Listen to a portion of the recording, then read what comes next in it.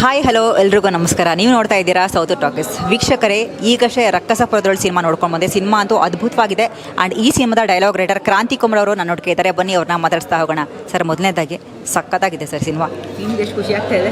ತುಂಬ ಖುಷಿ ಇದೆ ಮೇಡಮ್. ಯಾಕಂದರೆ ನಾವು ಮೈಸೂರು ಪ್ರೀಮಿಯರ್ ಮಾಡಿದಾಗ ಏನು ರೆಸ್ಪಾನ್ಸ್ ಇತ್ತು ಅದು ಬ್ಯಾಂಗ್ಳೂರಲ್ಲಿ ಆಗುತ್ತೆ ಅಂತ ಎಕ್ಸ್ಪೆಕ್ಟ್ ಮಾಡಿದ್ದು. ಬಟ್ ನಾವು ಮೈಸೂರಿಗಿಂತ ಬ್ಯಾಂಗ್ಳೂರಲ್ಲಿ ತುಂಬ ಚೆನ್ನಾಗಿ ಆಗ್ಬಿಡ್ತು. ನಾವು ಒಂದು ಶೋ ಇಟ್ಟಿದ್ದೋ, ಜನ ಇನ್ನೊಂದು ಶೋ ಬೇಕು ಅಂತ ಅವರೇ ಕೇಳಿದ್ರು. ಅದು ತುಂಬ ಖುಷಿ ಇದೆ. ಇವತ್ತು ಸಿನಿಮಾ ನೋಡಿರೋರು ಅಷ್ಟೇ, ನೀವು ನೋಡಿದ್ದೀರಾ. ಎಲ್ಲರೂ ನಮಗೆಲ್ಲ ಹೇಳ್ತಿರೋದೇ ಅದು ಸಿನಿಮಾ ತುಂಬ ಚೆನ್ನಾಗಿದೆ ಸರ್. ಆಲ್ಮೋಸ್ಟ್ ಆಡಿಯನ್ಸ್ ಹೇಳ್ತಾರೆ ಟ್ವಿಸ್ಟ್ ಮೇಲೆ ಟ್ವಿಸ್ಟು ಅಂತ ಅಂದ್ಬಿಟ್ಟು ಏನೊಂದು ರಿವ್ಯೂ ಕೊಡೋಕೆ ಕೂತ್ಕೊಂಡೋದ್ರು. ಅದು ಪ್ರತಿಯೊಬ್ಬರಲ್ಲೂ ಇದೆ. ಅದು ತುಂಬ ಖುಷಿ ಇದೆ ಮೇಡಮ್. ಅದು ಹೌದು ಸರ್. ಸಿನಿಮಾ ಬಿಕಾಸ್ ಏನಕ್ಕೆ ನೆನ್ನೆಯಲ್ಲೇ ನಾವು ಒಂದಷ್ಟು ಜನ ಮಾತಾಡ್ಸಿದ್ವಿ ಪೇಡ್ ಪ್ರೀಮಿಯರಲ್ಲಿ. ಅವರೆಲ್ಲ ರಾಜ್ ಶೆಟ್ಟಿ ಸಿನಿಮಾ ಅಂತಲೇ ಹುಡ್ಕೊಂಡು ಬಂದ್ವಿ ನಾವು ಸಿನಿಮಾ. ಬಿಕಾಸ್ ಏನಕ್ಕೆ ಅವ್ರ ಸಿನಿಮಾಗಳು ಯಾವತ್ತೂ ಕೂಡ ಆಡಿಯನ್ಸ್ಗೆ ಡಿಸಪಾಯಿಂಟ್ ಅಂತೂ ಖಂಡಿತವಾಗ್ಲೂ ಮಾಡೋದಿಲ್ಲ. ಈ ಸಿನಿಮಾ ಕೂಡ ತುಂಬ ಚೆನ್ನಾಗಿ ಬಂದಿದೆ. ಎಸ್ಪೆಷಲಿ ನಿಮ್ಮ ಡೈಲಾಗ್ಸ್ ಆಗಿರ್ಬೋದು. ಸೊ ನಿಮ್ಗೆ ಎಷ್ಟು ಚಾಲೆಂಜಿಂಗ್ ಆಗಿತ್ತು ರಾಜ್ ಸರ್ಗೆ ಡೈಲಾಗ್ಸ್ ಬರೆಯೋದು? ಅರೆ ಚಾಲೆಂಜಿಂಗ್ ಅಂದರೆ ಮೇಡಮ್, ಅದು ರಾಜ್ ಸರ್ ಅನ್ನೋ ಪಾತ್ರನೇ ವಿಭಿನ್ನ, ಆ ಮನುಷ್ಯನೇ ವಿಭಿನ್ನ.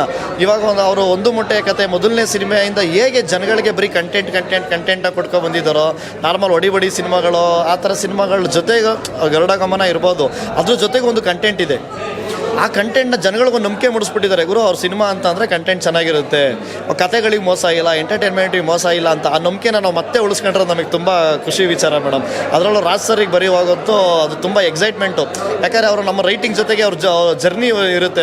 ಏನೋ ಒಂದು ಬರೀತೀವಿ, ನಾವೇನೋ ಹೇಳ್ತೀವಿ ಅಲ್ಲ, ಅವ್ರ ಕಡೆಯಿಂದ ಒಂದು ಇನ್ಪುಟ್ಸ್ ಬರುತ್ತೆ. ಅವೆಲ್ಲ ನಮಗೆ ತುಂಬ ಪ್ಲಸ್ ಆಗಿದೆ ಮೇಡಮ್.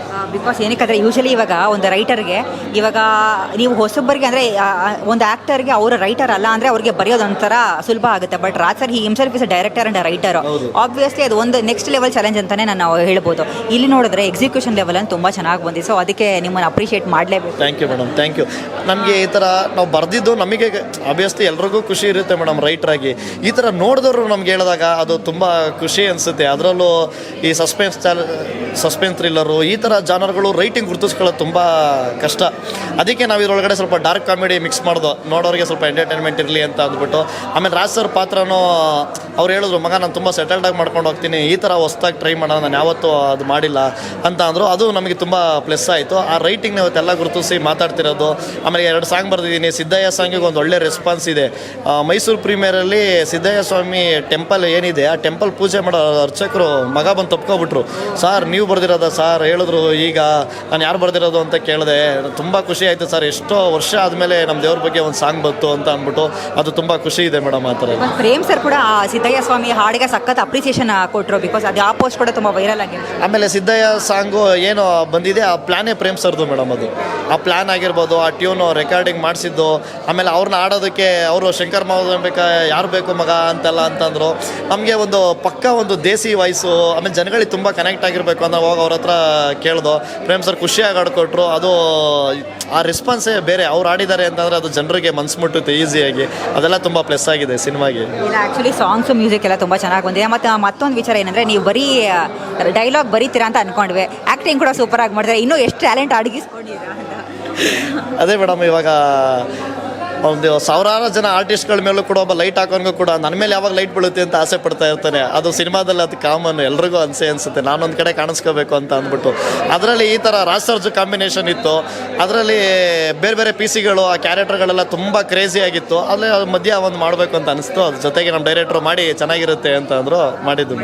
ಸರ್, ಇವಾಗ ಕ್ರಾಂತಿ ಸರ್, ಇವಾಗ ನಿಮಗೆ ಕೇಳೋದು, ಇವಾಗ ನೀವು ಇಷ್ಟೊಂದು ಇಡೀ ಸಿನಿಮಾದಲ್ಲಿ ನೀವು ಬರ್ದಿದ್ದೀರಾ, ಹಾಗೆ ಹಾಡುಗಳು ಕೂಡ ಬರ್ದಿರಾ. ನಿಮಗೆ ಮೋಸ್ಟ್ ಫೇವ್ರೇಟ್ ಅಥವಾ ಹಾರ್ಟ್ ಟಚಿಂಗ್ ಡೈಲಾಗ್ ಅಥವಾ ಸೀನ್ ಆಗಿರ್ಬೋದು ಯಾವುದು?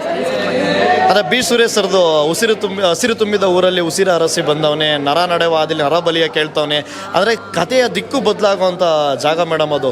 ಊರ ಕೆರೆಯೇ ಕೆಂಪಾಗುತ್ತೆ, ಬೆಳೆದ ಮರವೇ ಸುಟ್ಟೋಗುತ್ತೆ, ಸಾವಿರ ಜನ ನಡೆದ ಊರಲ್ಲಿ ಸಾವೇ ನರ್ತನ ಮಾಡ್ತೈತೆ ಅನ್ನೋದು ಆ ಡೈಲಾಗ್ ನನಗೆ ಪರ್ಸ್ನಲಿ ತುಂಬ ಇಷ್ಟ.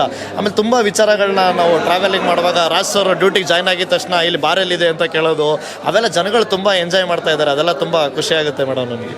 ತುಂಬ ಚೆನ್ನಾಗಿಲ್ಲ ಸರ್, ನಿಜವಾಗ್ಲೂ ಆ ಡೈಲಾಗ್ ಅಂತೂ ತುಂಬ ಚೆನ್ನಾಗಿದೆ. ಆ್ಯಂಡ್ ಬಿ ಸುರೇಶ್ ಅವರು ಹೇಳಿ ಮಾಡಿಸ್ದಂಗೆ ಅನ್ನಿಸ್ಬೋದು. ಆ ಕ್ಯಾರೆಕ್ಟರ್ ಅವ್ರದ್ದು ಕೂಡ ಅದ್ಭುತವಾಗಿ ಮಾಡಿದ್ದಾರೆ. ಆ್ಯಂಡ್ ಎಲ್ಲ ಕ್ಯಾರೆಕ್ಟರ್ಸ್ ಕೂಡ ತುಂಬ ಚೆನ್ನಾಗಿದೆ. ಸೊ ಮತ್ತೊಂದು ಏನಂದರೆ, ಇವತ್ತು ತಾನೇ ಸಿನಿಮಾ ರಿಲೀಸ್ ಆಗಿದೆ, ಸಾಕಷ್ಟು ಒಳ್ಳೊಳ್ಳೆ ಪ್ರಶಂಸೆಗಳು ಬರ್ತಿದೆ.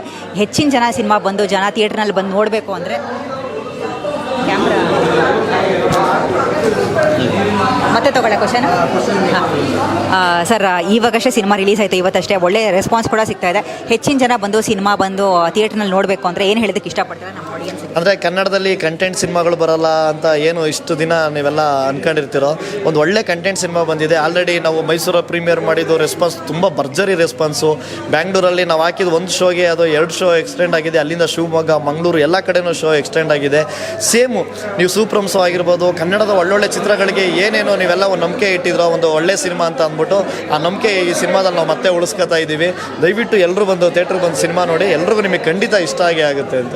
ಸರ್, ಒಂದು ಅದ್ಭುತವಾದಂಥ ಸಿನಿಮಾ ಕೊಟ್ಟಿದ್ದೀರಾ, ನಿಮ್ಮ ಬರವಣಿಗೆ ತುಂಬ ಚೆನ್ನಾಗಿದೆ. ಮತ್ತಷ್ಟು ಒಳ್ಳೊಳ್ಳೆ ಸಿನಿಮಾಗಳು ಕೊಡ್ತಾ ಇರಿ ಸರ್, ನಿಮಗೂ ಒಳ್ಳೇದಾಗಲಿ. Thank you madam, thank you so much. Thank you sir.